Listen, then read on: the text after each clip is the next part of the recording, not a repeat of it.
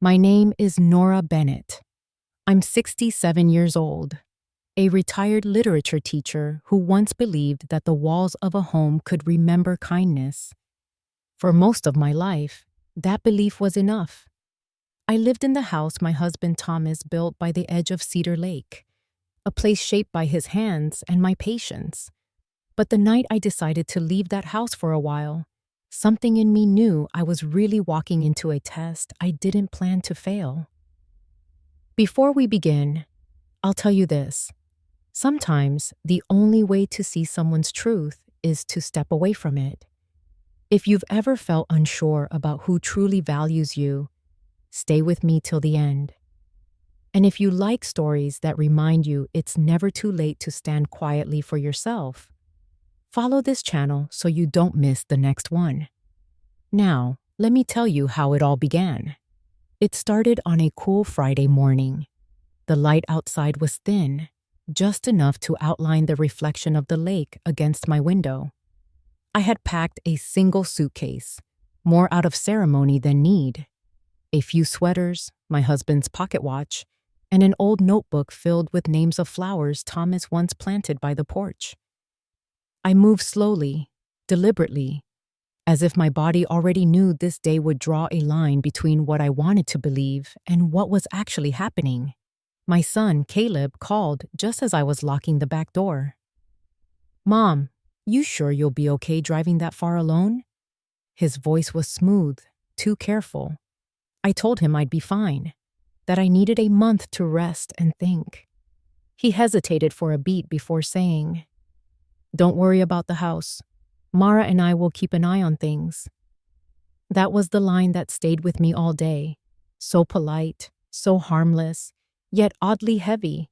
The idea of this little trip didn't come from nowhere. My friend Fiona had suggested it the week before while we were having tea. "Nora," she said, leaning closer, "if you want to know who you can trust, don't ask. Step away. See what they do when they think you're gone." I smiled at her then, half amused, half uneasy. But that night, as I listened to the rain on my window, I realized her words had landed deeper than I wanted to admit. So I prepared quietly. I told Caleb and Mara I'd be visiting an old colleague up north, maybe travel along the coast for a month. I even packed postcards in advance to mail from nearby towns, just to keep the illusion alive. I left my will and papers untouched, my safe locked, and Thomas's pocket watch tucked inside the top drawer of my dresser, right where I could tell if anyone had moved it. I set a small camera near the bookshelf, disguised in a pot of dried lavender. Not to spy, but to keep a record, I told myself, to protect what Thomas built. When the day came, Mara hugged me at the door. Her arms were light, almost rehearsed. "Enjoy your trip," she said with a smile that didn't touch her eyes. Caleb stood behind her, holding my keys in one hand. "Don't worry, Mom. Everything will be just like you left it." I nodded and forced a gentle laugh. But as I backed out of the driveway, I saw him in the rearview mirror turning toward the house before I'd even reached the corner. I didn't drive far, only 15 miles west, to a small cabin hidden behind cedar trees, overlooking the same lake but out of sight from the main road. The woman who owned it knew me from church and had promised discretion. From the cabin window, I could see the faint outline of my house across the water at night. It looked peaceful, unchanged. That first evening, I made tea and tried to read. But my mind kept replaying the sound of Caleb's voice. Steady, careful, too measured. Around 9, I checked the camera feed on my phone. The hallway lights were on, and I saw Caleb walking through the living room with his phone to his ear. He said something like, "Yes, let's move fast before she reconsiders." My stomach tightened. I muted the sound and watched his lips move, his gestures sharp, confident. I didn't need to hear the rest. The next morning, I called Fiona. You were right, I said quietly. The test has begun. She didn't sound surprised. Just breathe, Nora. Don't rush to react. People reveal themselves fully only when they believe no one's watching. Her calm voice steadied me, but my hand still shook when I hung up. Later that day, I walked down to the lake with Thomas's watch in my pocket. It ticked faintly, its rhythm slower than it used to be. He had given it to me on our 10th anniversary and said, "Time is what keeps truth from hiding forever." Standing by the water, I wondered if he'd known that one day I would need those words more than his presence. That night, I watched again. The feed showed Mara sitting at the dining table with a pile of papers. Caleb hovered behind her, pointing at something. She shook her head, pushed the papers away. I saw her lips form the word no. He grabbed the papers back. She stood, walked toward the window, and for a brief moment, her face turned toward the camera. Her eyes looked heavy, full of something between guilt and fear. I wanted to believe that meant she still had a conscience, that maybe this wasn't what it seemed. By the third day, I stopped pretending to rest. I began to write down everything I noticed. The lights left on late, the voices I could catch when I turned up the volume, the deliveries that came to the front gate. It felt strange, this quiet investigation inside my own life. I wasn't a detective. I was a mother who had built a home on faith and was now measuring how quickly that foundation could crack. One evening, as I watched the footage, I saw Caleb walk past my bedroom door carrying a folder and a glass of wine. He opened the top drawer of my dresser. I froze. His hand hovered over the pocket watch, then pulled back. He took something else instead, a rolled blueprint of the house Thomas had designed. I whispered his name without meaning to, as if he could hear me through the screen. The air in the cabin felt heavy. Outside, the trees swayed, and the lake rippled under the wind. I told myself maybe he was just organizing papers. Maybe he wanted to frame the blueprint as a gift. But somewhere deep inside, I already knew this wasn't about nostalgia. It was about possession, about erasing me while I was still alive. I sat in the dark until the screen dimmed. Then I said out loud, just to break the silence, "Let's see what truth does when it thinks I'm not home." The sound of my own voice startled me. It was steadier than I expected, almost calm. When I lay down that night, I realized something important. I didn't feel like a victim. I felt like someone standing in the rain, watching a storm gather from a distance, knowing that soon it would come to wash everything false away. But the next night, I saw something worse. The next morning, I woke up early, the lake still wrapped in mist. I made coffee and sat by the window, watching the surface shimmer like glass. The quiet should have been comforting, but all I could hear was the faint echo of my husband's voice. The way he used to say, "A house doesn't stay honest by itself, Nora. You have to keep its heart clean." I didn't understand that when he was alive. I do now. Thomas Bennett had been a builder. Strong hands, gentle eyes, always humming old jazz while he worked. He built our house from the ground up, stone by stone, blueprint by dream. Every curve of the railing, every pane of glass had his patience pressed into it. After he died, I used to sit by the window and imagine him there, checking the beams, touching the walls as if they were his children. That memory had always given me comfort, until now, when I wasn't sure those same walls were still loyal to me. Years ago, when Thomas's health started to fail, our son Caleb had stepped in. He was young, smart, and full of energy. He helped me run errands, kept the books, and told me he'd handle the paperwork for the house after his father's passing. At the time, it felt like an act of love. I remember sitting in Eleanor Price's office. She was our attorney and an old friend, while Caleb handled forms I didn't really read. "Just sign here, Mom," he said gently. "It's about the life insurance and property coverage. We're simplifying things." I signed, trusting him completely. I didn't even notice that the papers gave him a power of attorney. Eleanor had tried to warn me. "Nora, I prefer you read this carefully or let me walk you through it. Caleb's intentions may be good, but authority can outlive goodness." I smiled, proud of how protective she was.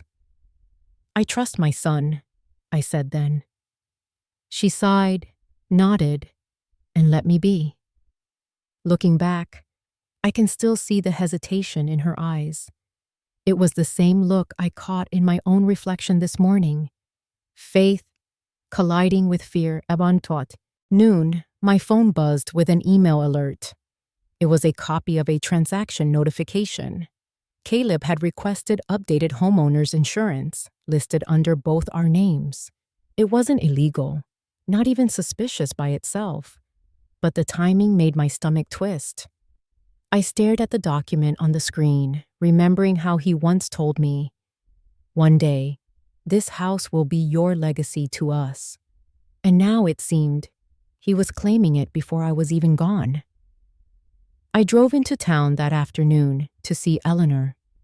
Her office smelled like paper and lemon polish, and when she looked up, her expression softened into concern. "You're not supposed to be here," she said quietly. "Aren't you traveling?" "I am," I said, closing the door behind me. "Just not as far as he thinks." I showed her the screenshot, the notes I'd taken, and the details from the camera feed. She didn't look shocked, only sad. "Nora, that power of attorney you signed years ago might still be active. If Caleb used it, he could be preparing to sell or refinance the property." I leaned back in the chair, feeling the world tilt slightly. "You're saying he can sell my home without me knowing?" She hesitated, then nodded. "Technically, yes, but only if you don't act first. There are legal ways to protect yourself quietly. We can build a reversal, something he won't see coming until it's done." The words "protect yourself quietly" echoed in my mind. That was exactly what I was doing. Testing, watching, waiting. It almost made me laugh.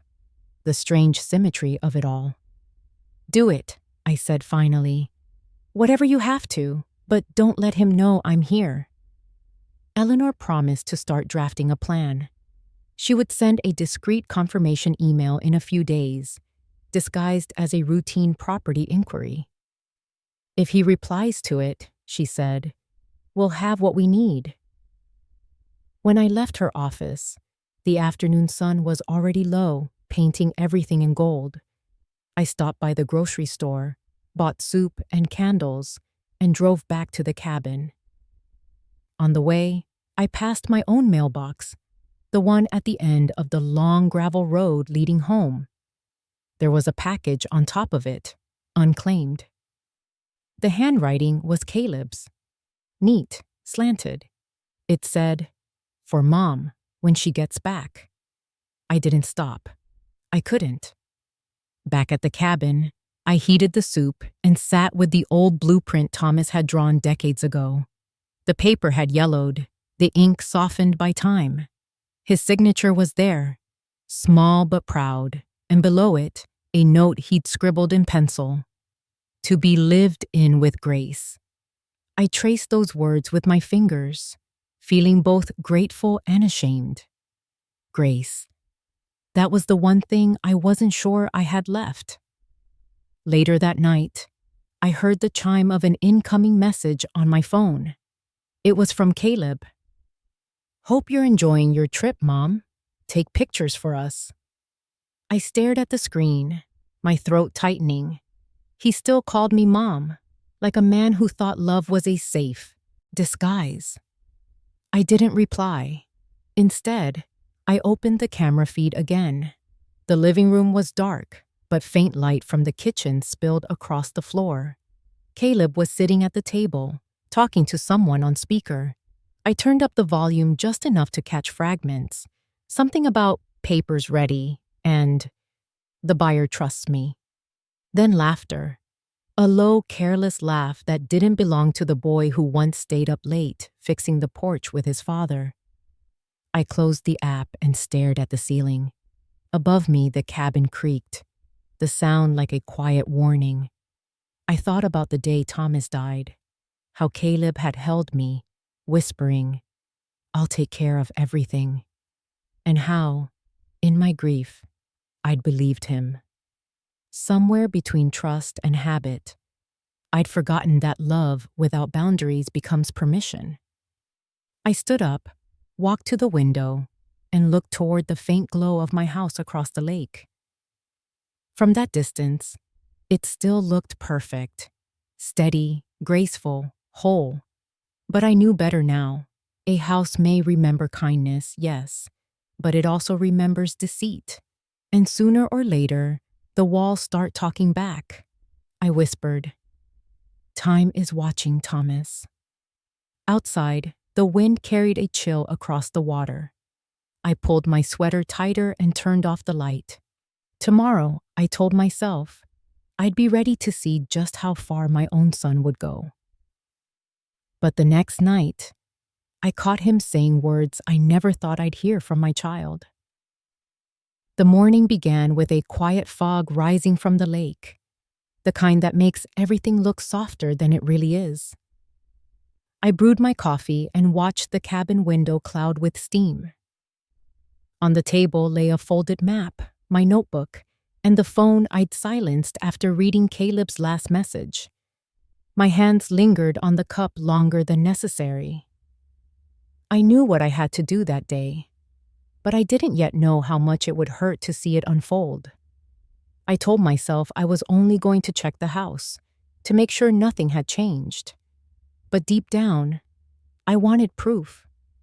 Proof that the whispers I'd caught through the camera weren't just paranoia, that I wasn't inventing betrayal out of loneliness. Sometimes the truth needs to sting before it can heal. By noon, the fog had lifted. I drove slowly along the lakeside road, keeping my car a few bends away from the main driveway.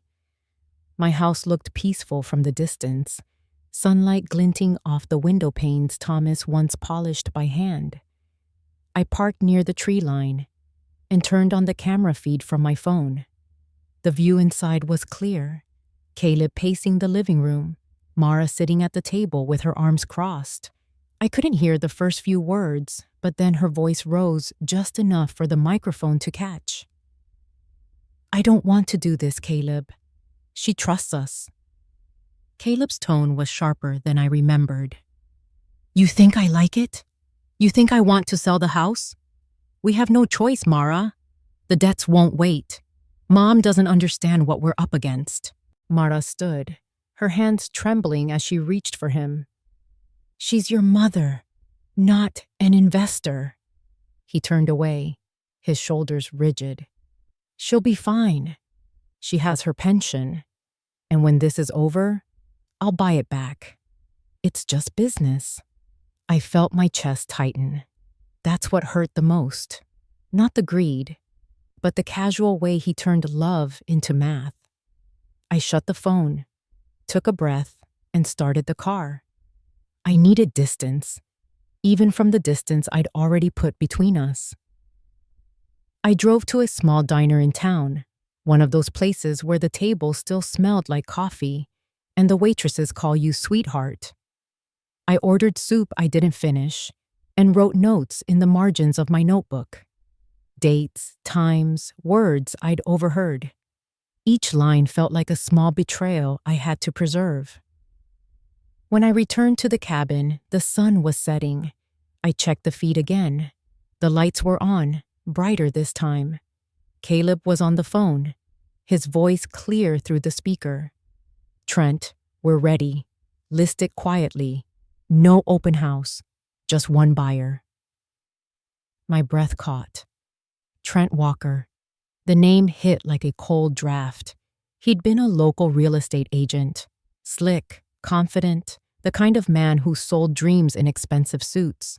He'd helped one of my neighbors restructure assets a year ago. That neighbor ended up in an apartment downtown. Mara appeared behind Caleb again, her face pale. "Are you sure about this?" she asked. He nodded, not looking at her. "She's away for a month. That's enough time to close." That was the moment I decided to make my next move. I couldn't stop them yet, but I could make sure they never saw me coming. That night, I packed a small overnight bag and drove back toward the house, stopping just before the driveway. From the car, I could see the light in the kitchen flickering as if uncertain whether to stay on. I watched long enough to see Caleb lock the front door, check his phone, and disappear down the hall. Then I turned off the engine and sat there in the dark, the sound of the lake filling the silence. Inside that house was every piece of my life. Thomas's blueprints, his tools, the framed photo from our 40th anniversary. I wondered if Caleb even looked at those things anymore, or if they'd already become props in a story he'd rewritten. When I finally drove away, the cabin lights felt warmer than before, as though they knew I'd crossed some invisible line. I placed Thomas's pocket watch on the table beside me. It ticked faintly, steady, unbothered. "Time's on my side," I whispered, not sure if I believed it. The next morning, I received a call I wasn't expecting. It was Mara. Her voice trembled. "Nora, are you really gone for a month?" "Yes," I said slowly. "Why do you ask?" She hesitated. "Caleb's making decisions, things I don't understand. He says it's temporary, but—" Her voice broke. "You built that home together. He shouldn't—" The sound of a door opening cut her off, and then the line went dead.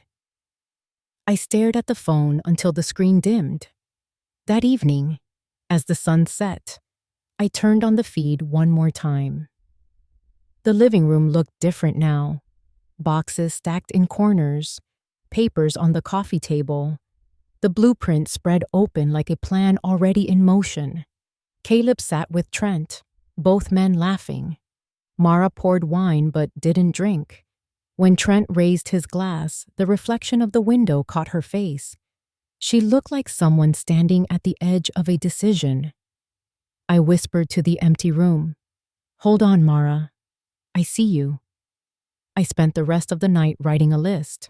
What I had, what I needed, who I could trust. Eleanor's name went at the top, then Fiona's. I left a blank line after that, as if saving space for something I couldn't yet name. Before going to bed, I stepped outside. The night was still, the air cold enough to make my breath visible. Across the lake, my house glowed faintly in the distance. For a moment, it looked like it was waiting for me to come home. But I wasn't ready. Not yet. The wind brushed against the trees, and I thought of Thomas again, of the way he used to say, "The truth takes its time, Nora. Don't rush it. It'll arrive when it's ready to be seen."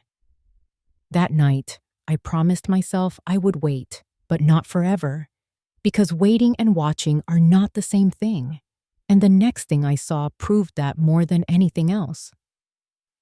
The following day, I woke to the sound of rain tapping gently on the roof of the cabin.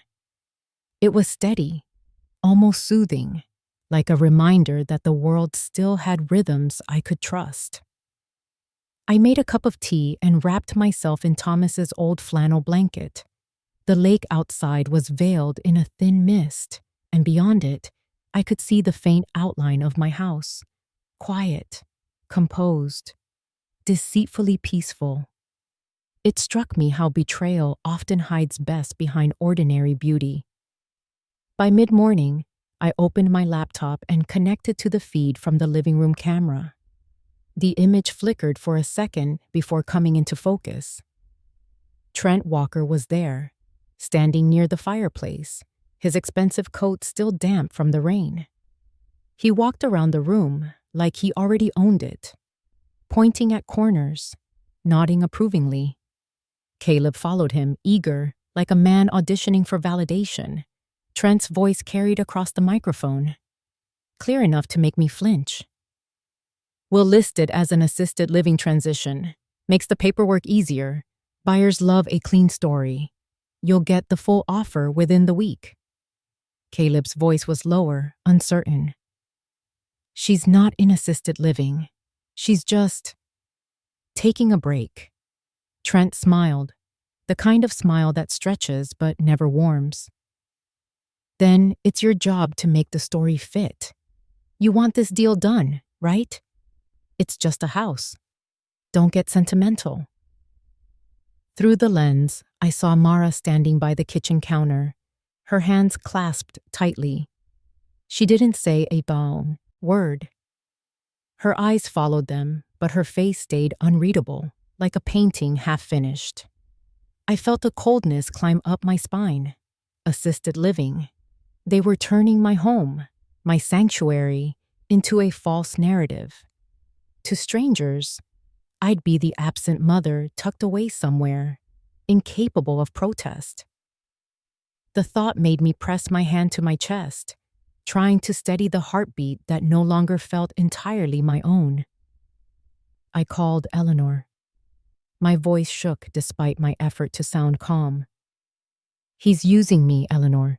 He's saying I've been moved to a home." She listened quietly, then said, "That's fraud, Nora. I can prepare a confirmation request that forces him to acknowledge what he's doing. Once he answers, we'll have his intent in writing. You'll have the truth, legally and morally." I thanked her, though the words barely reached my lips. When we hung up, I stayed still for a long while, listening to the rain fade into a soft drizzle. In that stillness, I remembered the day Thomas and I finished building the porch. We'd sat there with coffee, watching the sun go down, and he'd said, "Promise me, Nora, never let anyone tell your story for you." I hadn't thought of that moment in years. Now it felt like he'd been preparing me for this very test. That evening, I drove into town to mail a few postcards, just to keep my lie alive. Each one was addressed to Caleb and Mara, with cheerful notes about the coast and the weather. I imagined Caleb opening them, his guilt, or arrogance, growing heavier with every false greeting. On the way back, I stopped at the diner again. Fiona was there, sipping coffee by the window. She smiled when she saw me. "You look like someone who's learning things she didn't want to know." "Maybe," I said, sitting across from her. "Or someone learning how strong silence can be." She studied me for a moment. "You're calmer than I expected." "I have to be," I said. "If I react now, I lose everything. But if I wait..." I let the sentence fade. Fiona nodded. She didn't need me to finish. When I returned to the cabin that night, I opened the feed again. The house was full of noise, footsteps, the low murmur of conversation, the clinking of glasses. I turned up the volume. "We'll schedule the inspection Monday," Trent said, "and the buyer's rep will drop by midweek. By the time your mother's back, this'll all be signed and sealed." "Can't we at least tell her?" Mara's voice was small, almost pleading. Caleb's answer was firm. "No, she'll panic. I'll handle it. She'll thank me later." Trent laughed quietly. "If you say so." I watched as they toasted with champagne. My own reflection flickered faintly on the screen, a ghost in the glass. I whispered, "Don't you dare thank me later, Caleb." The next morning, I checked my email. Eleanor had sent the draft for a formal confirmation message disguised as a property update. All I had to do was forward it to Caleb and wait for his reply. I didn't hesitate. Within minutes, it was done. Afterward, I closed my laptop and walked to the dock behind the cabin. The lake was calm, but the air had that heavy, charged feeling right before a storm. I thought about the word foundation. Thomas used to say that a good foundation could survive anything. But what if the cracks came not from outside, but from the very hands that once helped build it? That evening, I returned to the feed again. Mara was alone this time. She stood in the hallway, staring at a framed photograph on the wall, our family picture from 15 years ago. I saw her lift it down, hold it close, then set it face down on the table. She wiped her eyes quickly and walked away. That image stayed with me long after the screen went dark. Somewhere in her, the line between right and wrong was trembling, and maybe, just maybe, that tremble would grow into a choice. Outside, thunder rolled in the distance, low and patient. I closed my eyes and whispered, "Time's almost up." But when I checked my messages the next day, something had already shifted. Caleb had replied. The evening Caleb replied, the air around the cabin felt different, thicker somehow, like the lake itself was holding its breath. His email was short. "Go ahead and proceed. She won't be back before the closing." Just 12 words, sharp as nails, cold as numbers. I read them over and over, each time feeling something inside me grow still, not broken but sharpened. His words weren't careless. They were confident, almost proud. The kind of confidence that only comes from believing someone else is powerless. I didn't cry. I thought I would. But instead, I made tea, the same chamomile blend I used to drink when Thomas worked late. The steam rose gently, and for a moment, I saw his face in it. Kind, patient, with that half smile that used to make every hardship feel temporary. I reached for the pocket watch on the table. It ticked faintly in my hand, the rhythm steady, unbothered by betrayal. That night, I decided to stay awake. I watched the feed from my phone again.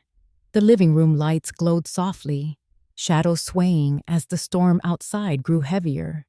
Caleb was there with Mara and Trent, champagne on the table, papers stacked neatly, my name written on the top page, bold and final. I turned up the sound, though I already knew what they were celebrating. "To new beginnings," Trent said, raising his glass.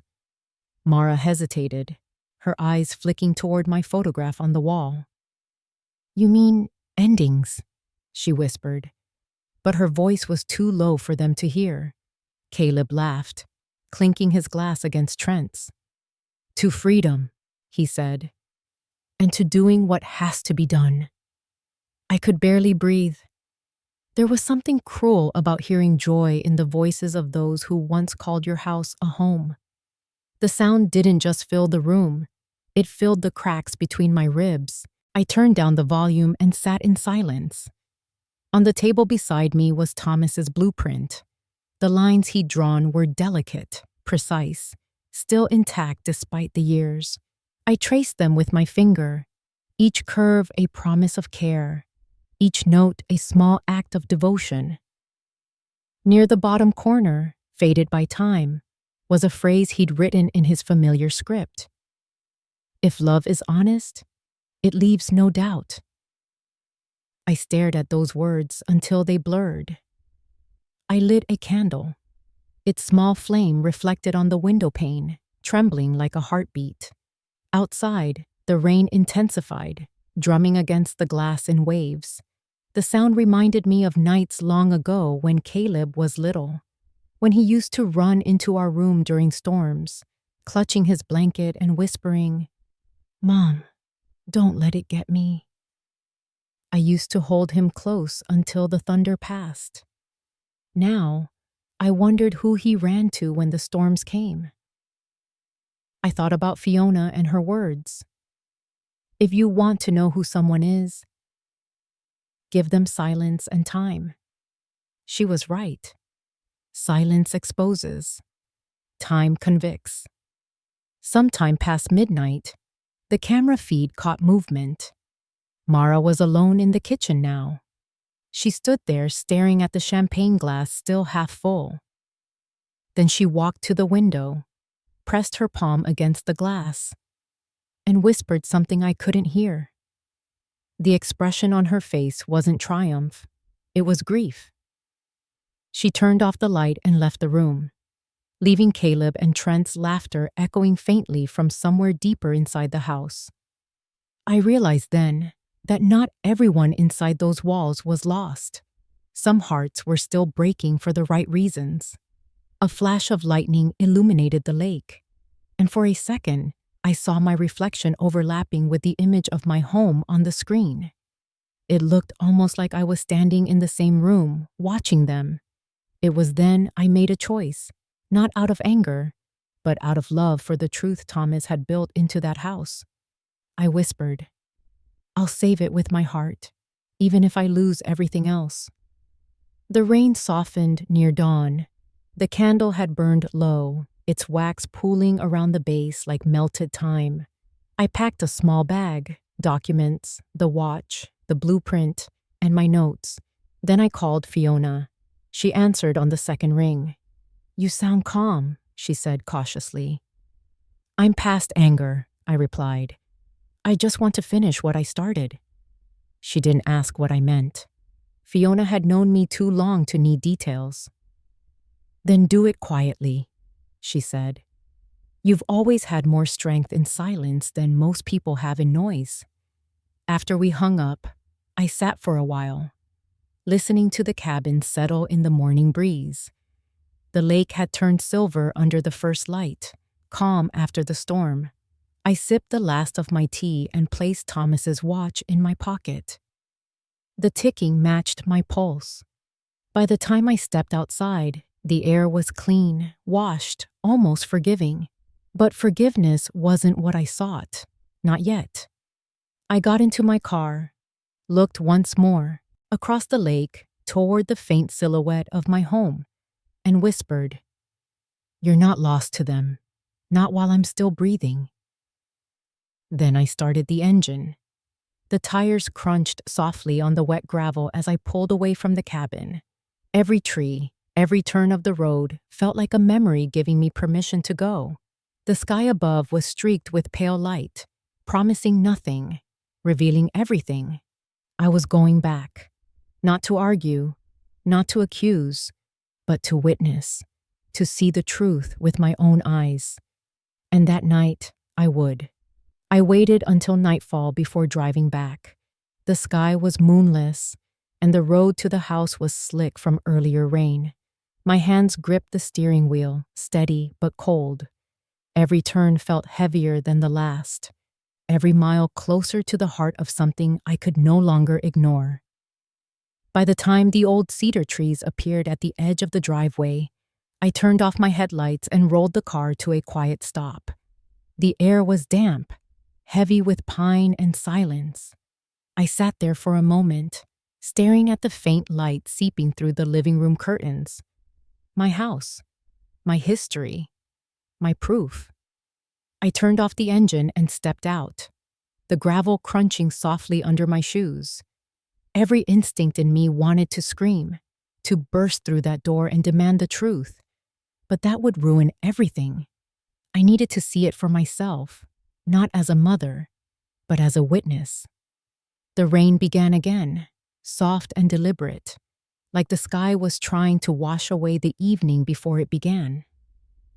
I moved along the side of the house, keeping to the shadows. Through the first window, I saw nothing but dim light and my reflection. Through the second, I saw movement.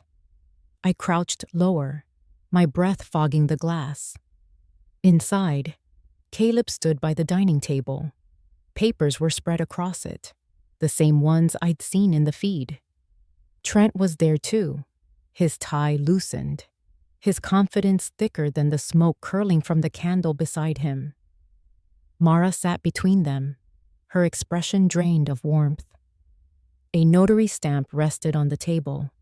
My name glared back at me from the top of the document. Nora Bennett, owner. And just beneath, a signature. Mine. I leaned closer, my pulse loud in my ears. It was perfect. My handwriting, my looping N. But I hadn't signed anything. Trent chuckled, flipping through the pages.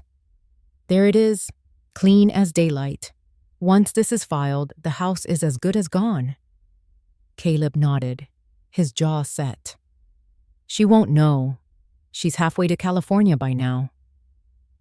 Mara's voice came out small, almost invisible. What if she comes back early? Caleb didn't even look at her. She won't.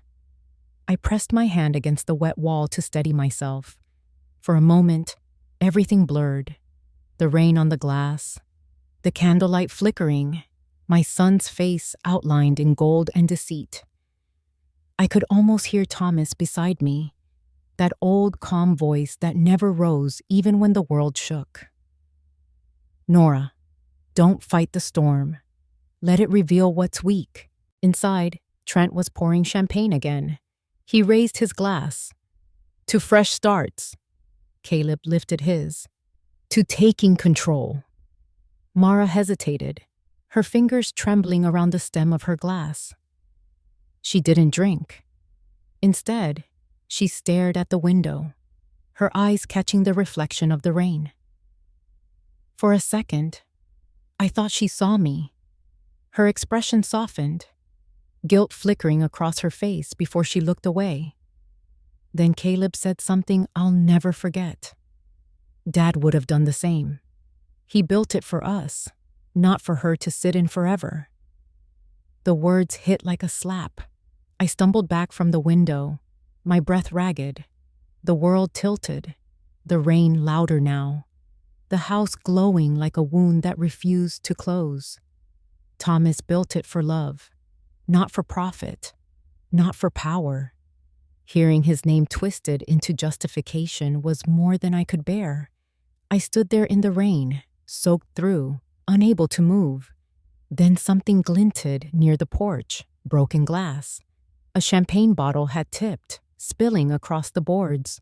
The candlelight flickered against it, and for a moment, the reflection shaped itself into something familiar. The faint outline of Thomas's face in the glass, calm, steady, unjudging.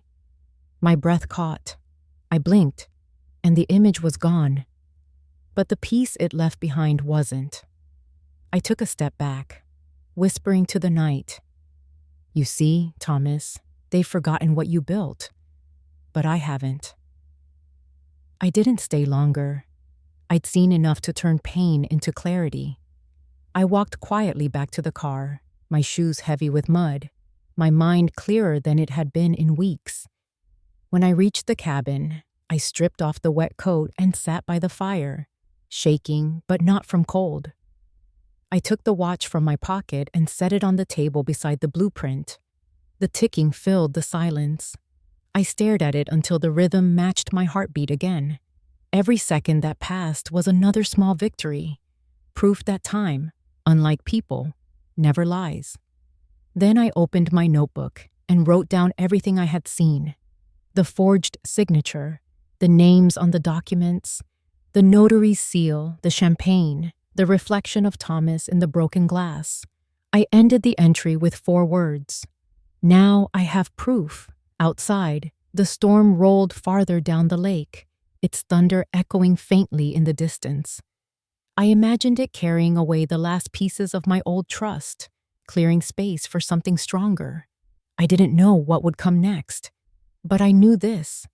I wasn't just testing anymore.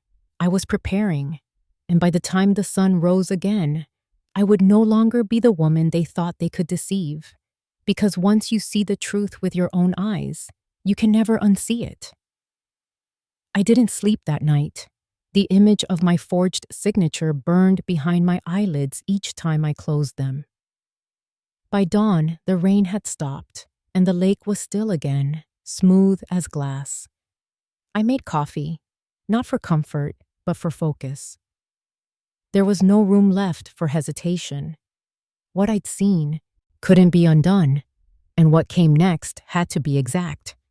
I gathered everything I had: the notes, the timestamps, the photos I'd captured from the feed, and laid them out across the table.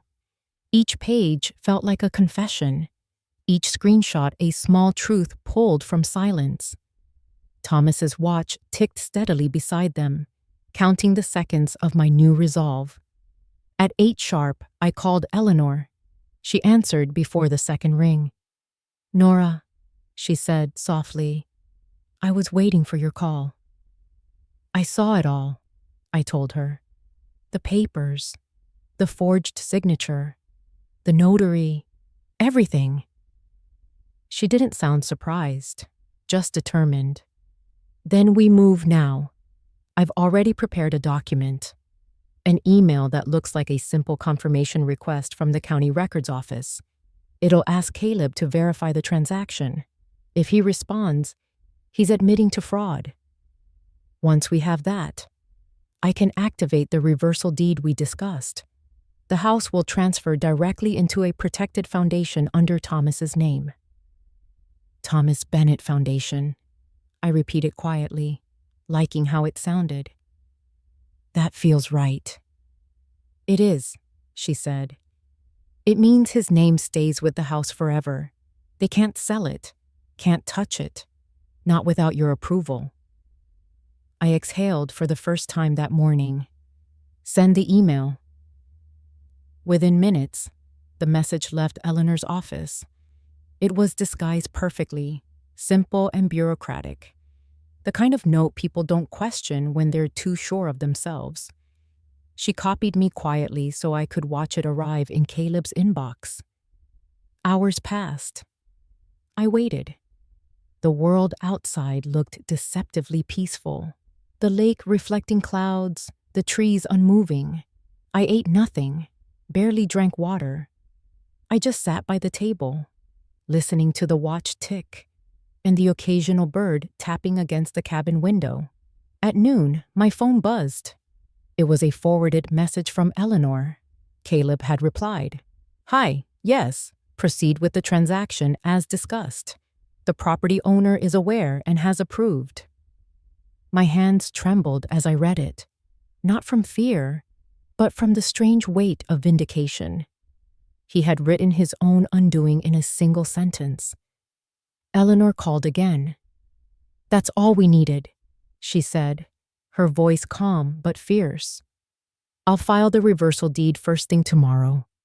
Legally, the house will belong to the foundation before they even realize what's happened."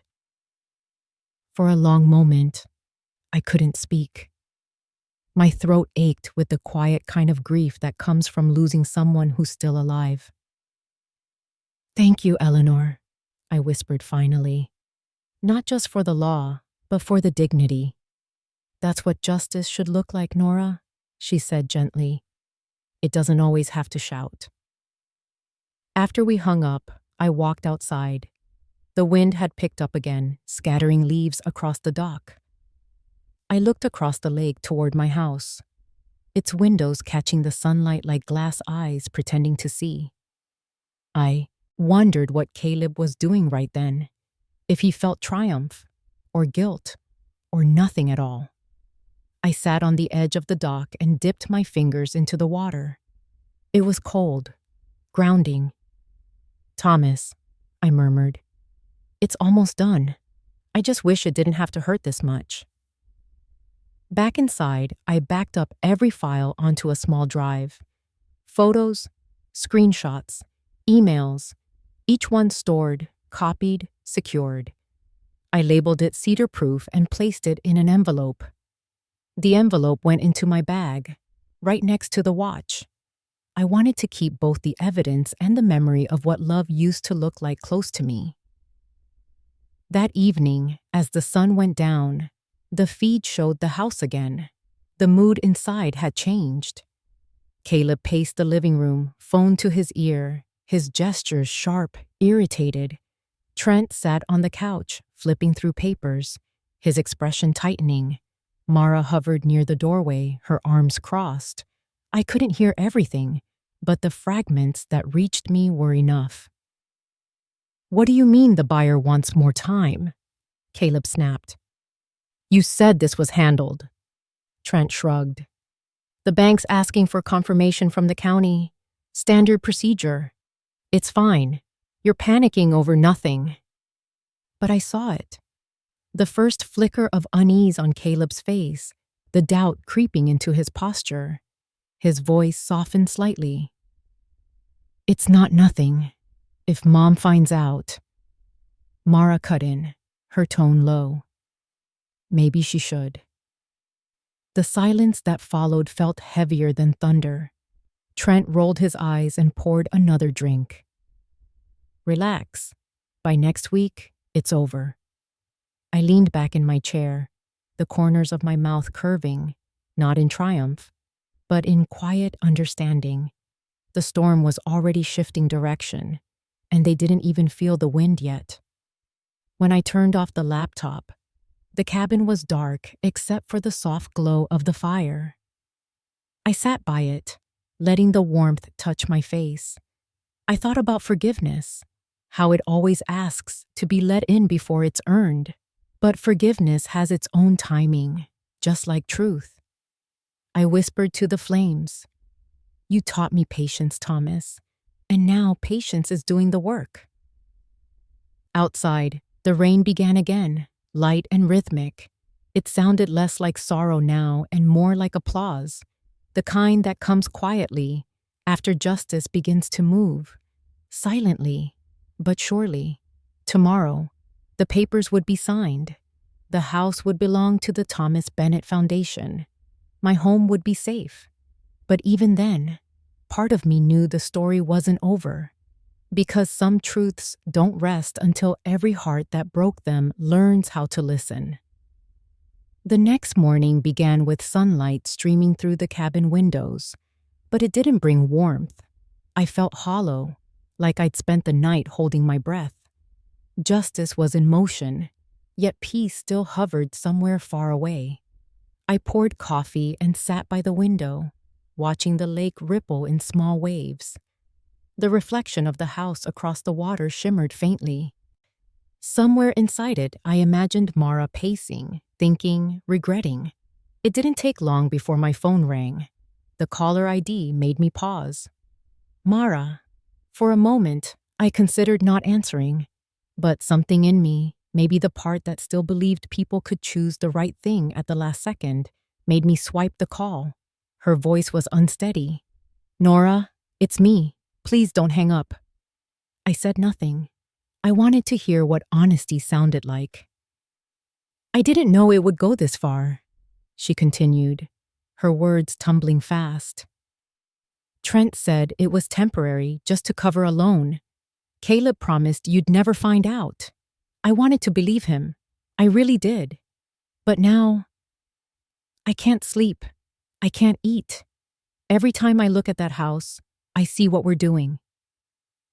I listened quietly, my fingers tight around the mug. She took a deep breath. "I went to see Pastor Ray this morning. I needed to talk to someone who wouldn't tell me what I wanted to hear. He said something that hit me hard." Her voice trembled. He said, "When you lie for someone, you build your own prison first. I think I've been building mine for years." I let the silence stretch before answering. "Then stop building it." "I'm trying," she whispered. "I found the offshore account Caleb set up. He's planning to move the money once the sale goes through. Trent helped him arrange it. I can't let that happen. I'm sending you something, recordings, emails, proof of everything." My heart pounded. "Mara, why tell me now?" Her voice cracked. "Because I still have to live with myself. And because I know what that house means to you. It's more than walls. It's Thomas. It's everything." I closed my eyes. tears I didn't expect filling them. Do you know what forgiveness feels like, Mara? She hesitated. No, not yet. It feels like standing outside in the rain, I said softly. Cold, but cleansing. What you're doing, that's your first drop. For a long moment, neither of us spoke. Then she said quietly, I'll send it tonight. I'll also go to Eleanor. I want to tell her everything myself. After we hung up, I sat for a while, listening to the steady tick of Thomas's watch. The sound felt different now. Not a countdown, but a heartbeat. There was still betrayal, yes, but beneath it, I sensed the beginning of repentance. By evening, an email from Mara arrived. Attached were 3 audio files and several screenshots. I opened the first one, my chest tightening as Caleb's voice filled the cabin. Trent, I don't care what it takes.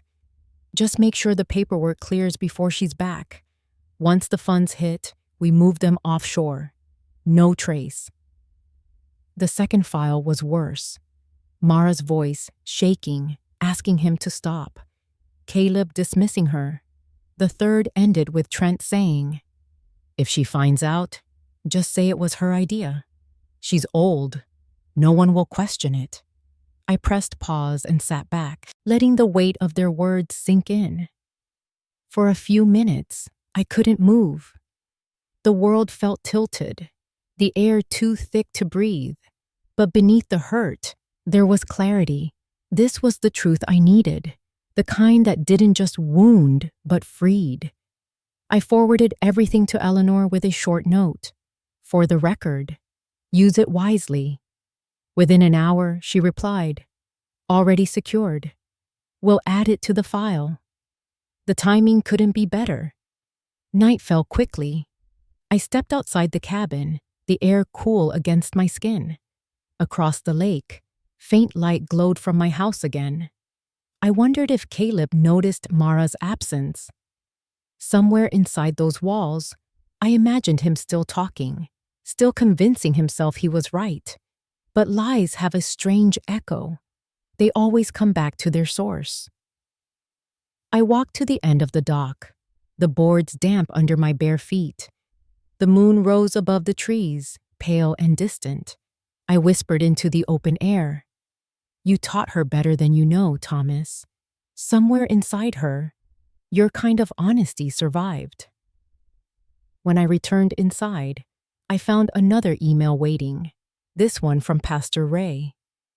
Mara must have told him about me. His message was short but steady. Grace doesn't mean forgetting Nora. It means facing the truth without losing yourself to it. I read it twice, then smiled faintly. Grace. That word had been missing from my vocabulary for too long. Before bed, I played the recordings one last time. Not out of anger, but so that the sounds of deceit could stop haunting my imagination. The voices filled the cabin, overlapping with the soft ticking of the watch. Then I hit delete. I didn't need to hear them again. The truth was enough. Outside, the lake shimmered under the moonlight. A single drop of rain landed on the window, then another. I thought about Mara, sitting somewhere alone, maybe watching the same sky.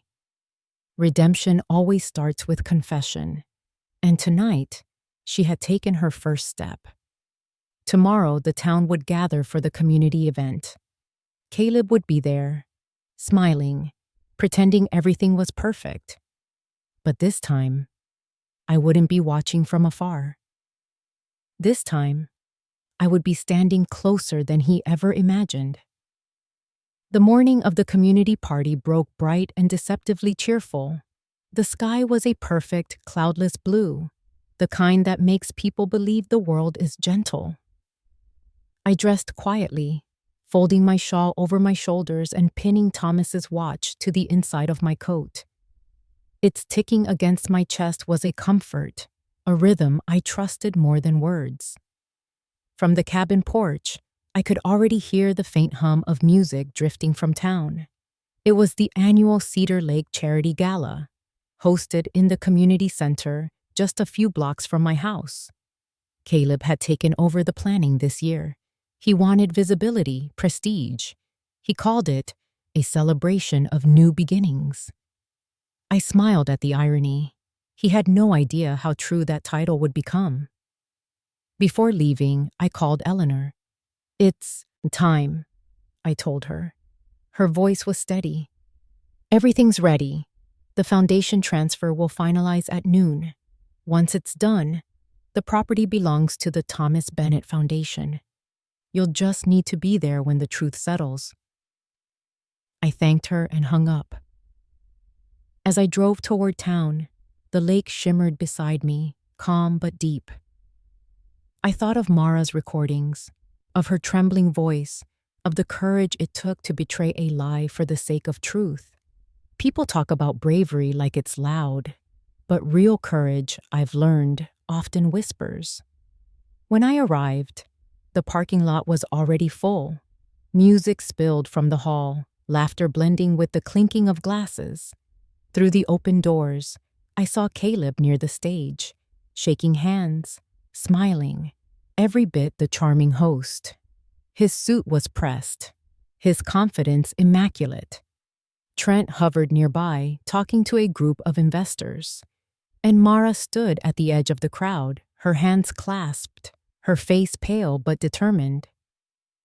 I didn't go inside. Not yet. I stood by the window, just as I had that first night, unseen but seeing everything. From there, I could hear Caleb's voice echo through the microphone. "Thank you all for joining us tonight," he said warmly. "This event means a lot to our family. It's about giving back, about moving forward, about honoring what came before while building something new." A murmur of polite applause followed. He smiled, soaking in the admiration. I watched his hand gesture toward a framed photo of our house displayed behind him, the one Thomas built, the one he was about to lose without even knowing it. Behind me, a soft voice spoke. "You sure you don't want to go in yet?" I turned. It was Will Hartman, my neighbor. His gentle face carried no surprise, just quiet support. "Not yet," I said. "Some truths need silence before they enter the room." He nodded, understanding without question. "I'll stand with you until you're ready." From inside, I heard Trent's voice next. "We're also proud to announce that the Bennett property will soon be repurposed into something greater, a private development that will benefit the entire town." His tone was smooth, confident. "A symbol of growth." The crowd clapped. I felt Will glance at me, but I didn't move. Not yet. Then Eleanor's text came through. "Transfer complete." I closed my eyes. The air around me shifted, lighter somehow. The house, my home, was no longer theirs to destroy. It now belonged to Thomas Bennett Foundation, a sanctuary for art and learning, for building rather than taking. My silence had become protection. Inside, Caleb continued speaking, unaware. "We're proud to say the sale closes this week. My mother couldn't be here tonight, but I know she'd want to thank you all for your support." I smiled at that. He was right about one thing. I was there, just not where he expected. At that moment, Mara moved. She stepped forward, clutching a folder in her hands. I could see her breathing deeply, her shoulders trembling slightly. Pastor Ray, seated near the front, rose quietly as if sensing the weight of what was coming. "Caleb," Mara said, her voice carrying through the microphone he'd set down moments earlier. "There's something you should tell them before you keep talking." Caleb frowned, confused. "Mara, what are you doing?" She opened the folder. "The truth." The crowd quieted. Every head turned. Eleanor entered from the side door, calm and precise, carrying a tablet. Will touched my arm lightly. "It's time," he whispered. I stepped forward, entering the hall just as Eleanor's voice cut through the murmurs. "Ladies and gentlemen, before any announcements continue, I have a legal update. Effective today, the property in question, the Bennett residence, is no longer under private ownership. It now belongs to the Thomas Bennett Foundation, established in honor of the late Thomas Bennett. Its purpose will be community education and craft restoration. All transfers have been verified and recorded." Caleb's face drained of color. "What?" he stammered. Eleanor continued smoothly. "Additionally, documentation shows that attempts were made to sell the property under a forged signature. Those responsible are now subject to investigation." The room erupted in whispers. I stood in the doorway, silent, watching my son turn toward me. Our eyes met for the first time in weeks. His mouth opened, but no sound came out. Mara lowered her head. "I'm sorry," she said, her voice breaking. "I couldn't stay silent anymore."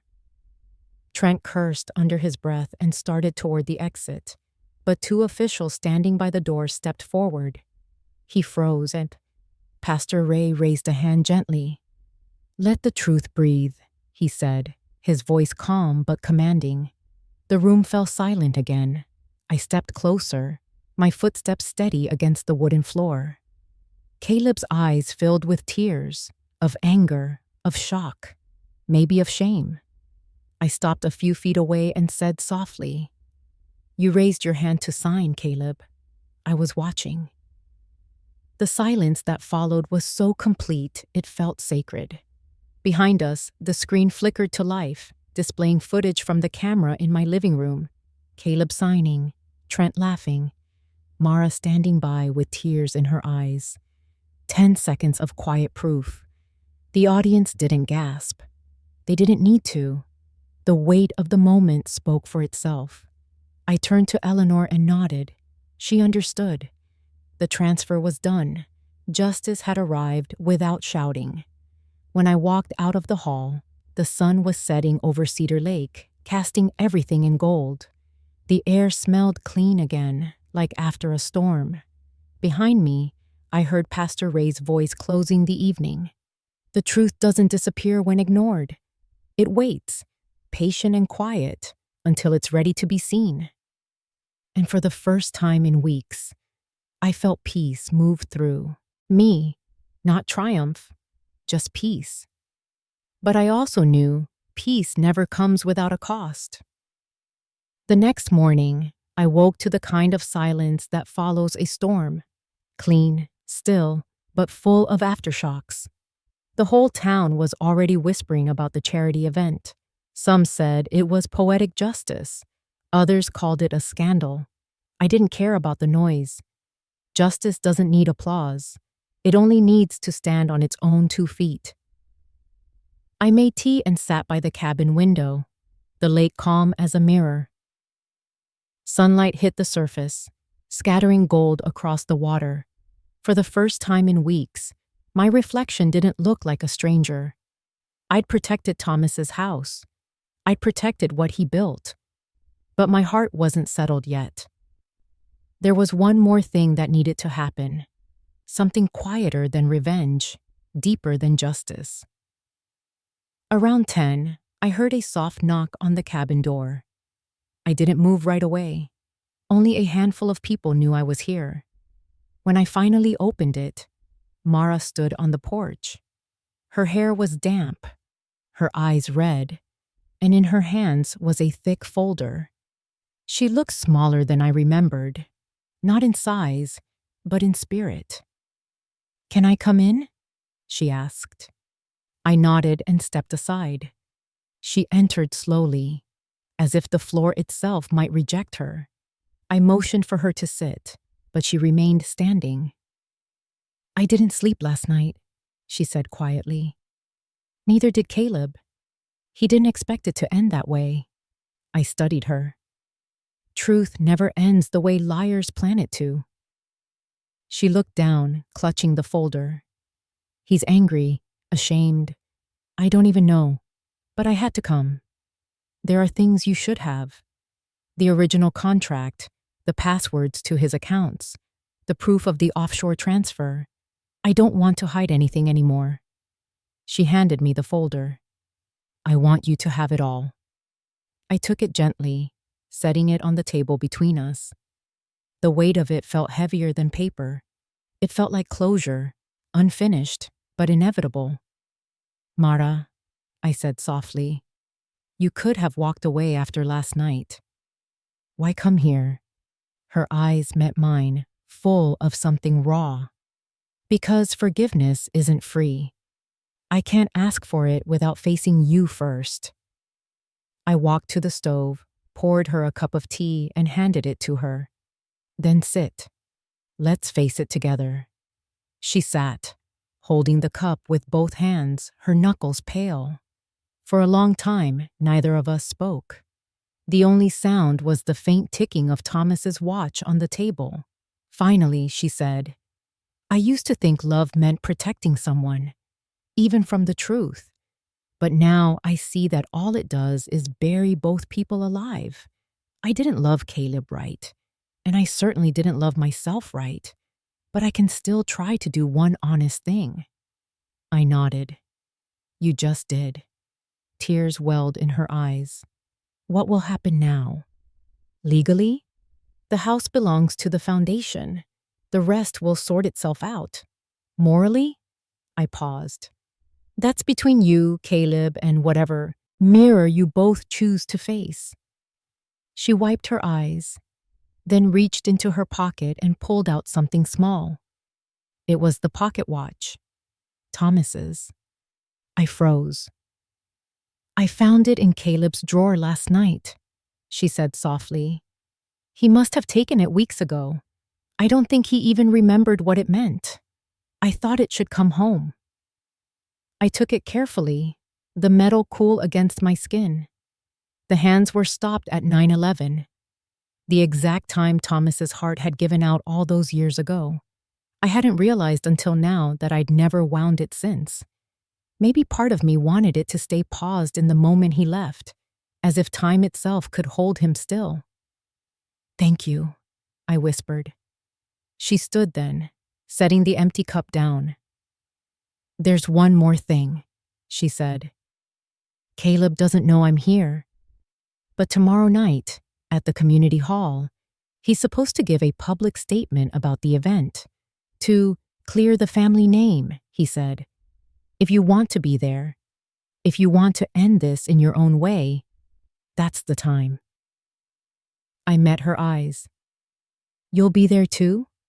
She nodded. I want him to know I stood where truth stood, even if it cost me everything. I looked at her for a long moment, then said, You're braver than you think. She smiled faintly, tiredly. No, just tired of being small. We stood in silence for a few seconds before she turned toward the door. The wind picked up, rustling the leaves outside. As she stepped onto the porch, I said softly, Mara. She stopped. Forgiveness doesn't mean you open the door again, I said. It just means you stop standing in the rain. Her eyes shimmered and she nodded. I'll remember that. Then she walked away, her figure growing smaller down the gravel road until the trees swallowed her. Inside, I sat back down at the table, turning the watch over in my hand. The second hand refused to move, frozen where time had stopped. I thought about winding it, but something in me hesitated.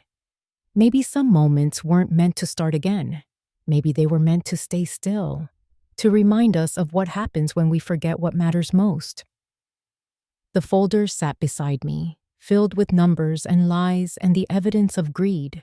But beside it, the watch gleamed quietly, a symbol of something pure that had survived all of it. I opened my notebook and wrote one sentence under today's date. Some storms cleanse more than they destroy. Then I looked out the window at the lake, still and silver, the sky clearing after days of gray. Tomorrow would bring another reckoning, but this time, I wouldn't be hiding behind glass or distance. Tomorrow, I would walk into the light, calm and unafraid. The next day began with an unusual stillness. Even the lake seemed to wait, its surface flat as polished glass beneath the late morning sun. I dressed carefully, choosing a simple gray dress and Thomas's watch, which I pinned once more over my heart. It still didn't tick. Maybe it didn't need to anymore. Time had already done what it came to do. By noon, the town was buzzing again. Word had spread that Caleb Bennett was going to clear his family's name in a public address. I smiled at the phrasing. Truth doesn't need a speech. It only needs a moment. I arrived early and sat in the back corner of the community hall. The same space that had been filled with celebration 2 days ago was quieter now, full of murmurs and cautious eyes. Eleanor was near the stage, calm as ever, her tablet resting on the lectern. Pastor Ray stood nearby, speaking softly with Mara. When he saw me, he gave a small nod, a blessing more than a greeting. Mara approached, her face pale but steady. "He doesn't know you're here yet," she whispered. "He will," I said. The room began to fill. Reporters, townsfolk, church members. I watched from my corner, hidden in plain sight, as Caleb took the stage. He looked thinner, his face drawn tight from sleepless nights, but the performance was still there. His confident posture, the politician's smile. "Thank you all for coming," he began, his voice clear but trembling slightly at the edges. "There's been a lot of misunderstanding surrounding recent events. My family has always believed in community, in giving back, in integrity." Eleanor stepped forward smoothly. "Mr. Bennett, before you continue, I have something that might help clarify those misunderstandings." The crowd murmured. Caleb blinked. "Eleanor, what are you doing?" "I'm presenting the truth," she said, connecting her tablet to the projector. "Because integrity deserves witnesses." The lights dimmed, and the screen behind him flickered to life. The video began to play, footage from the camera I'd placed in the living room weeks ago. Caleb and Trent laughing, papers being signed, Mara standing by, silent, sorrowful. 10 seconds that felt longer than time itself. The room went silent. Caleb turned toward the screen, his mouth parting in disbelief. How did you?" Mara's voice broke through the quiet. "I gave it to them, Caleb. It's time everyone saw what you really did." His eyes widened, his face drained of color. "You betrayed me?" She shook her head. "No, I stopped betraying her." The silence stretched again, so thick you could feel it. Eleanor's voice filled the space, calm and deliberate. "As of yesterday, the property you attempted to sell was transferred under the Thomas Bennett Foundation. It's protected by law. Every cent you planned to gain is frozen, pending investigation." A single sound echoed through the hall, the click of Thomas's watch under my coat, shifting as I stood. Caleb turned sharply, eyes finding me in the back of the room. For a heartbeat, he looked like a child again, caught and frightened. I walked forward slowly. Each step was deliberate, the wooden floor creaking underfoot.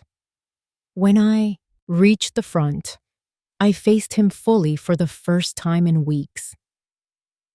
"You raised your hand to sign, Caleb," I said softly. I was watching. The words landed like a stone dropped in still water. The ripples moved through the crowd in hushed gasps. His lips parted, but no sound came. I saw guilt flash through his eyes, then panic, then something like grief. "Mom," he whispered. I shook my head gently. "No, not today. Today belongs to truth." Behind me, Pastor Ray stepped closer to the microphone. His voice filled the hall with quiet gravity. "Truth is never late," he said. "It waits for those who think they've outrun it. But when it arrives, it doesn't shout. It simply stands, undeniable." The weight of his words settled over everyone like a benediction. Caleb's shoulders sagged. The papers he'd held slipped from his hands, scattering like dry leaves. Trent was gone, vanished the moment the video began. Only my son remained, standing in the debris of his own making. I turned to Eleanor. "It's done," I said quietly. She nodded. I didn't stay for the aftermath. I stepped out of the hall into the cool afternoon air. The sky was streaked with soft clouds, the lake glinting in the distance. Behind me, the doors closed slowly, muffling the noise inside. Outside, the wind brushed against my face, cool and almost kind. I looked down at the watch pinned to my coat. Its hands were still frozen at 9:11, but I imagined for a moment that I could hear Thomas's voice in the ticking that wasn't there. "You did it, Nora. You held the line." I smiled faintly, not from victory, but from release. Justice had spoken, not with fury, but with balance. And balance was all I ever wanted. As I walked back toward the car, Pastor Ray's words lingered in my mind like a quiet echo. The truth doesn't destroy, it reveals. And sometimes, revelation is the gentlest kind of punishment there is. That night, I sat alone by the cabin window, watching the lights of the town shimmer across the lake. My house was safe. My heart, maybe not yet. But safety was a start. Tomorrow, I'd go home, not to reclaim it, but to breathe in it again, to fill its rooms with silence that healed instead of hurt. But I knew one thing for certain. Peace wasn't a gift someone gave you. It was something you earned when you finally stopped running from the truth. The next morning, the light that filtered through the cabin was pale and honest. The storm had passed, but its echoes still lingered in the quiet ripples of the lake. I sat on the edge of the bed, holding Thomas's watch in my hands. It was still frozen at 9:11, its glass face smudged from my fingers. That stop time now felt less like grief and more like a seal, a promise that everything broken had finally been revealed. I decided it was time to go home. Driving along the narrow road back to Cedar Lake, I passed familiar bends lined with trees turning gold. The air smelled like wet leaves and wood smoke. For years, this road had always led to comfort. Today, it led to the ruins of something I'd loved too deeply. But I wasn't afraid anymore. Truth had a way of clearing the air, even when it hurt to breathe it in. When my house came into view, it looked almost unchanged.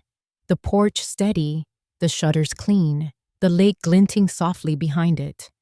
But the silence around it was different now. It wasn't the peace of ignorance.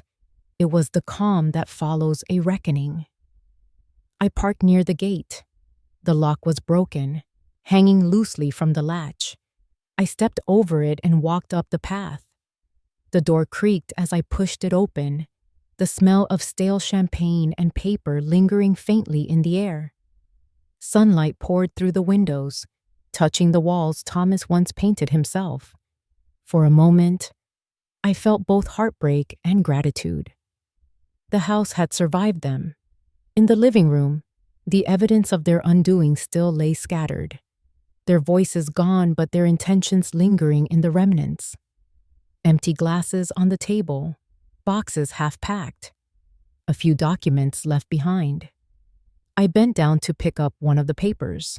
It was a property assessment form, unsigned, stamped "Cancelled." I smiled faintly. The echo of footsteps startled me. I turned, and there he was, Caleb standing in the doorway. He looked smaller somehow, his suit rumpled, his eyes hollow from sleeplessness. For a moment, neither of us spoke. "I thought you wouldn't come back," he said quietly. His voice was hoarse, stripped of all the pride it once carried. "I didn't come back to argue," I said. "I came to see what was left." He swallowed hard. "I didn't mean for it to go this far. I thought if I fixed everything fast enough, it would make me worthy again." I studied him. "Worthy of what, Caleb? Love isn't something you buy back." He looked away, his jaw tightening. "Trent's gone. He took the money and ran. They froze my accounts this morning. Everything's gone." The words hung between us like smoke. I didn't gloat. I only nodded. "Then maybe it's time to start over, without lies." He let out a breath that sounded half like a sob. "I don't know how." "Neither did I said softly. "But the truth teaches you." He nodded faintly, then turned toward the door. "I'm sorry, Mom." "I know," I said. "But you'll have to tell that to yourself, too." He left quietly, the sound of his steps fading down the hall. When the door closed behind him, I stood in the center of the room and let the silence settle. It wasn't empty. It was full of memory. Thomas's laughter, Caleb's childhood footsteps, the faint hum of music we used to play on Sunday mornings. The house was breathing again. Will arrived an hour later, toolbox in hand. He looked around, taking in the broken lock, the scattered papers. "I heard he came by," he said gently. I nodded. "He did. And then he left." Will crouched by the door, checking the hinges. "You want me to fix this for you?" "Yes," I said. "But let's leave the door open for now." He smiled softly. "You always did like the air moving through this place." As he worked, I wandered through the rooms. The study smelled of cedar and dust. On the bookshelf, I found one of Thomas's notebooks. Inside was a drawing of the porch, the one we'd built together, along with a quote written in his hand. "Integrity is the quietest kind of strength." I traced the words with my finger, feeling them settle into me like truth I'd always known but had forgotten to speak. When Will finished, he joined me by the window. The lake shimmered in the afternoon light. "So," he said, "what's next?" "I'm not sure," I said. "But I think I'm done hiding. Maybe I'll finally open that craft center Thomas dreamed about. Teach kids how to build with their hands. Maybe that's what this house was meant for all along." He smiled. "That sounds like you." We stood there in silence, the kind that felt peaceful instead of heavy. Before he left, Will pointed to something on the mantel. "Looks like someone returned this," he said. I followed his gaze. Thomas's pocket watch sat there, polished clean, gleaming in the light. I picked it up. The time still read 9:11. My breath caught as I noticed something new. An engraving on the back, faint but legible. "Begin again, whenever you must." I smiled through the tears that came quietly. "Thank you, Thomas," I whispered. Outside, the wind rustled the trees, soft and forgiving. I wound the watch gently. For the first time in years, it began to tick again. The sound filled the room like a heartbeat returning. That evening, I lit the fireplace and sat on the couch. The house no longer felt like a battlefield. It felt like what it had always been, a refuge, waiting for truth to find its way home. The shadows stretched long as the sun dipped behind the lake. I whispered into the quiet, "It's over now. You can rest." But deep down, I knew this wasn't an ending. It was the beginning of something steadier, something honest. And somewhere beyond that still water, I imagined Caleb standing alone, learning what loss feels like when it finally teaches you to listen. A week passed before the letter arrived. It came in a plain envelope, creased and handled too many times. The handwriting uncertain, hesitant, as though each stroke carried its own apology. I found it in the mailbox early one morning, the grass still wet with dew. I knew before I opened it who it was from. There are some kinds of guilt that have a weight you can feel before they ever reach your hands.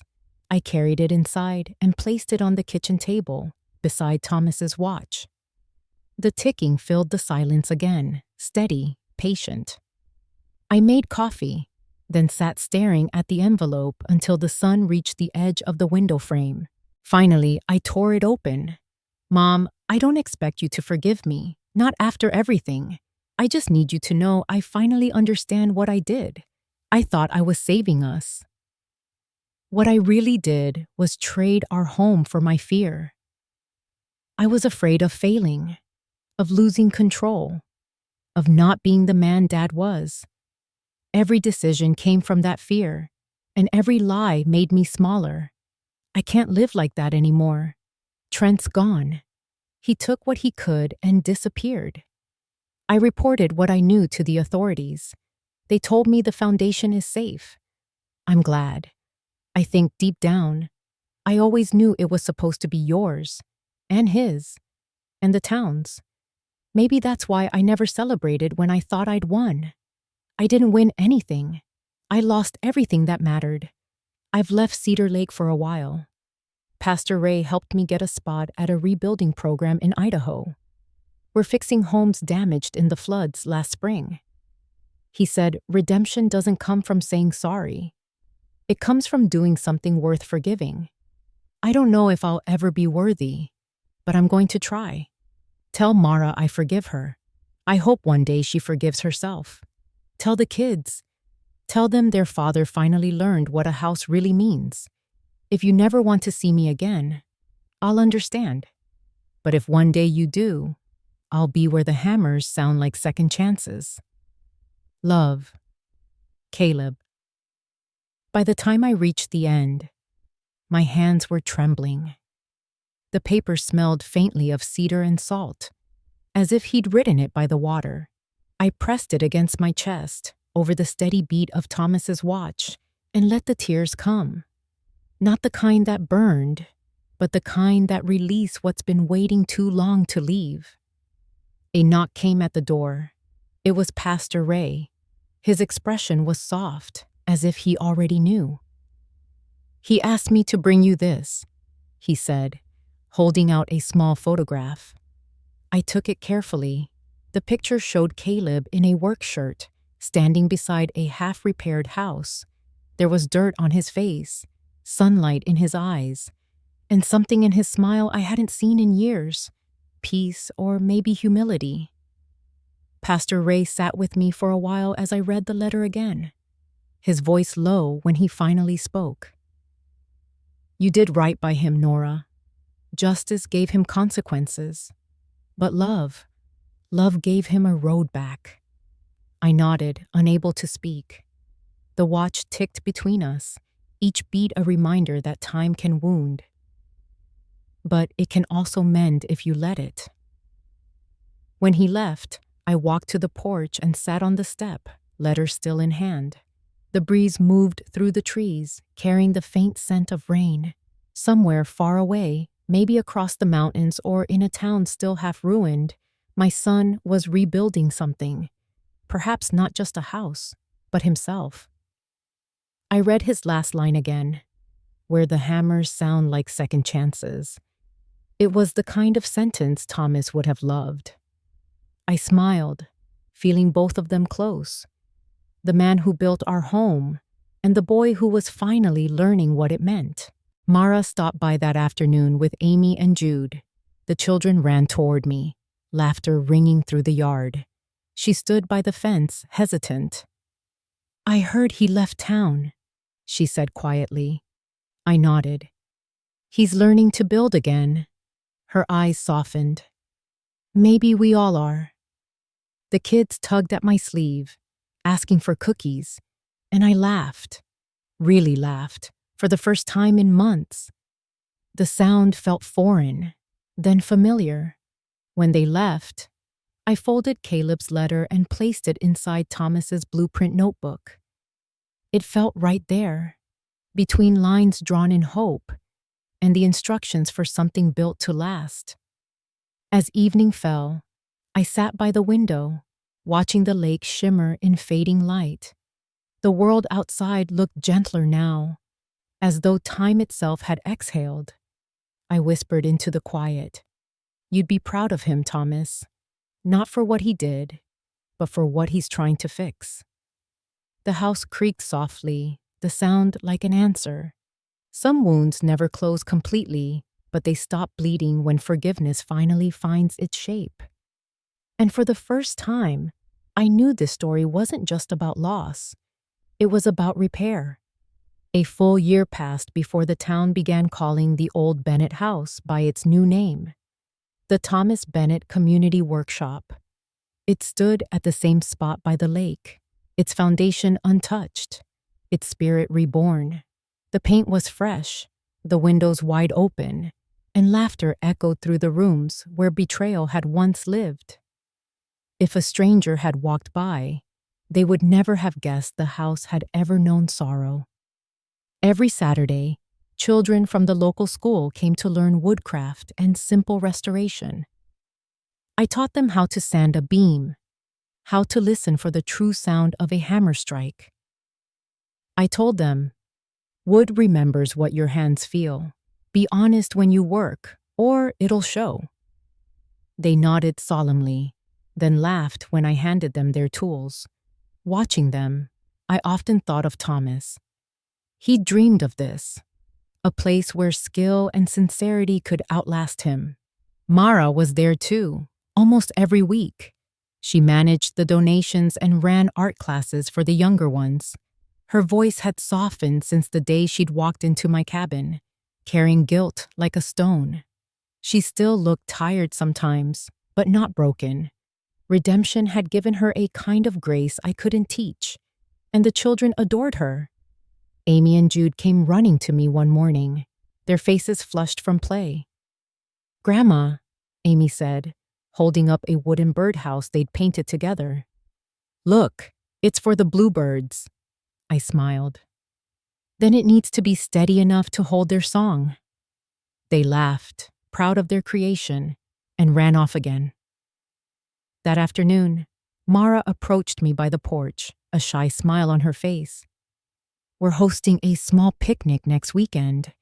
I thought maybe you'd come. It's been a year, Nora." "A year," I echoed. It sounded both long and brief. "I'll come." She nodded and left me, there by the railing, watching the sunlight flicker across the lake. Everything about the scene felt familiar, yet new. The house was no longer mine alone. It belonged to the town, to the children, to Thomas's memory, and to the quiet dignity that had grown out of pain. Later that day, while locking up the workshop, I noticed a figure standing beyond the fence. My heart faltered before my mind caught up. Caleb. He didn't move closer, didn't call out. He just stood there, hands in his pockets, watching from a distance. His face was leaner now, sun-weathered, the kind of look that only real labor can carve into a man. For a long time, we simply looked at each other through the soft barrier of glass and light. I didn't wave. I didn't need to. The look in his eyes said what words couldn't, that he understood now what it had all meant, the value of a home, the cost of trust, the weight of forgiveness.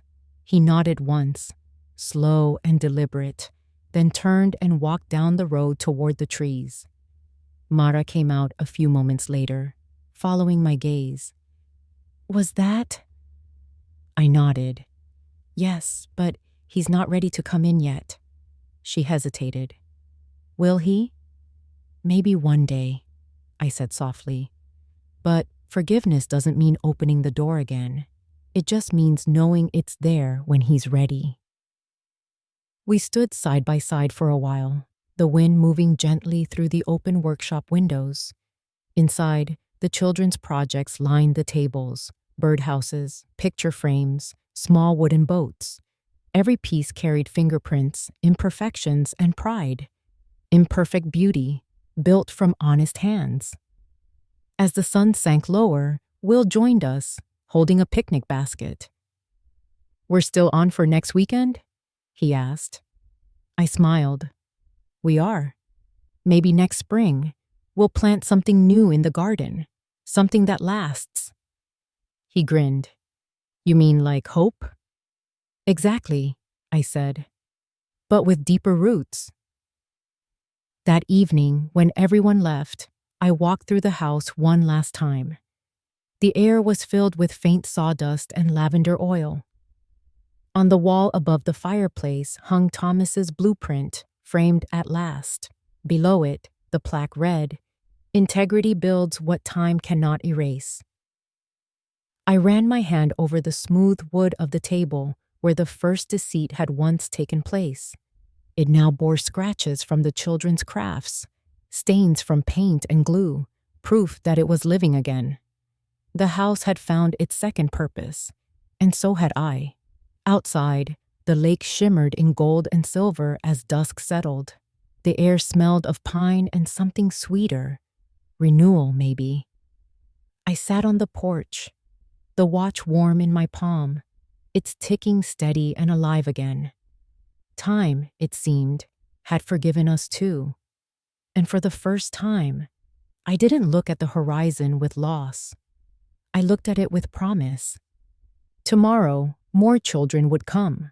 More laughter would fill the rooms. The story of what happened here would slowly fade, leaving only the lesson behind.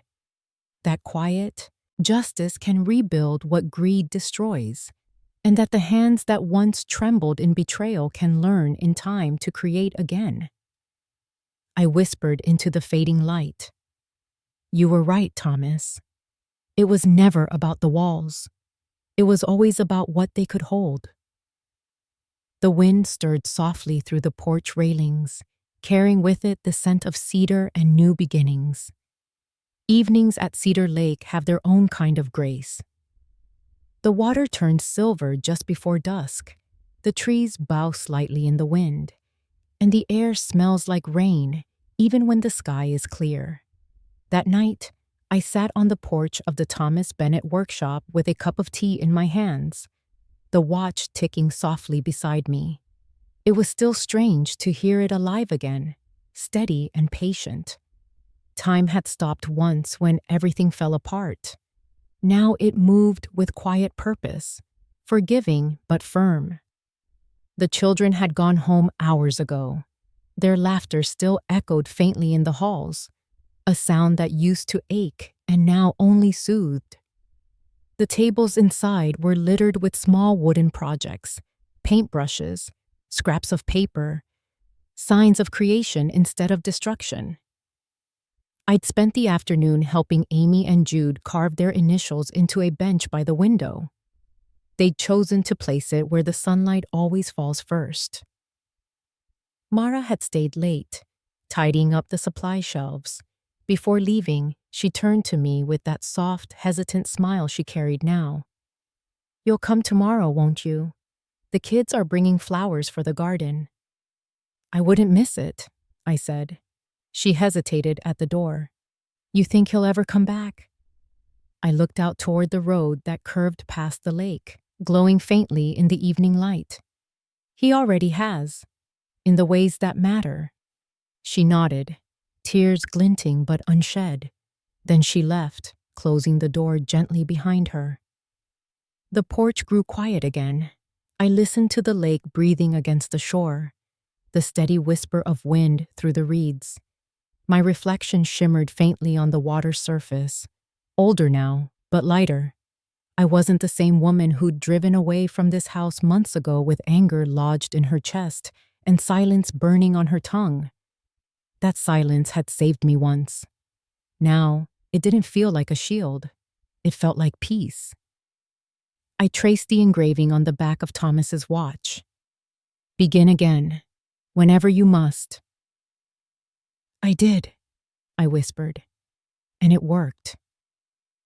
Pastor Ray's voice echoed faintly in my memory, the sermon he gave the Sunday after the truth came out.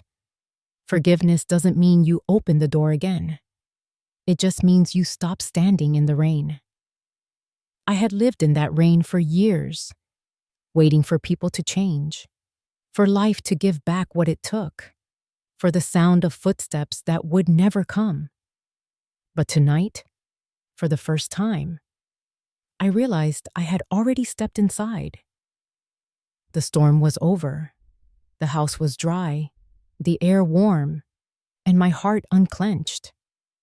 I picked up the watch, feeling its weight, and closed my eyes. I kept it safe, Thomas, I said softly. Your home, our name, even our son. Somewhere in the distance, the church bell began to ring, slow, clear, and familiar.